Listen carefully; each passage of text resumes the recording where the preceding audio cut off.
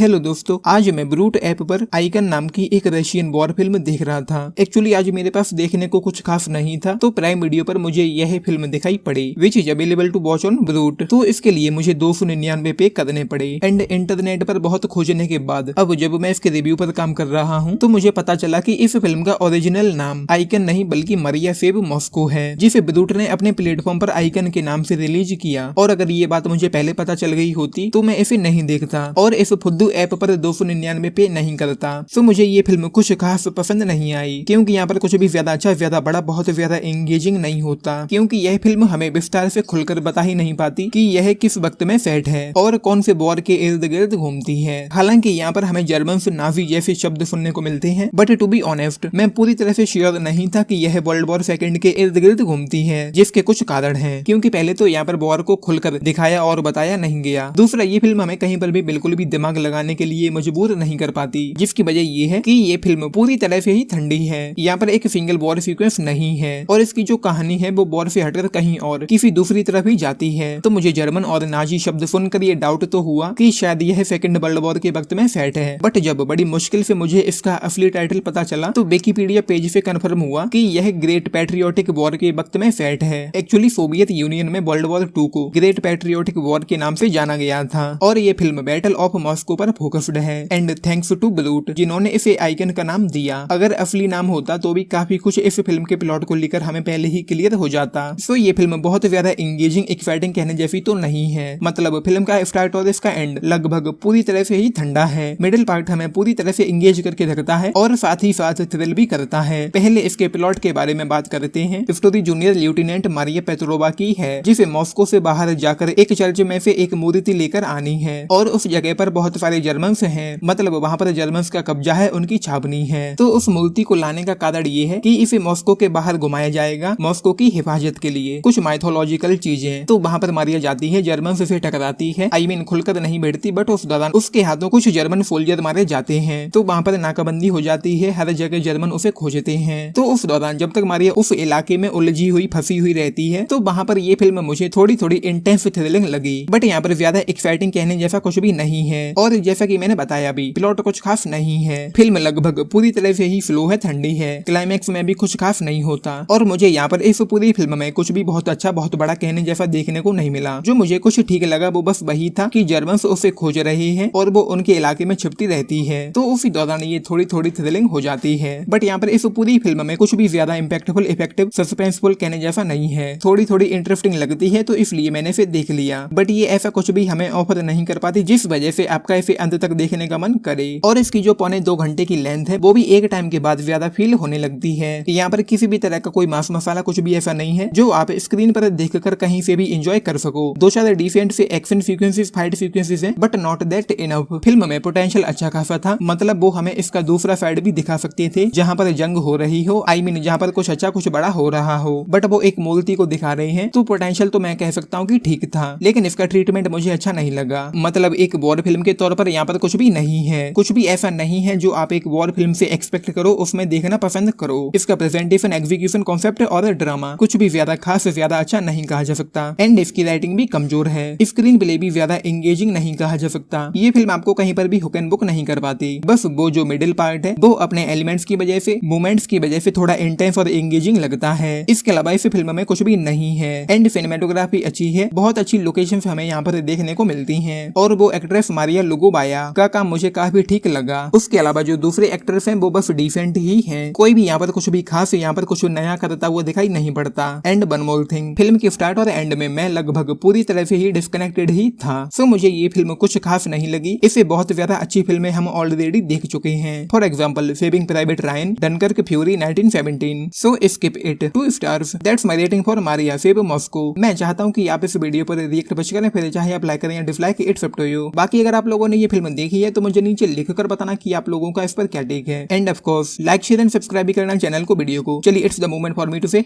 Tata.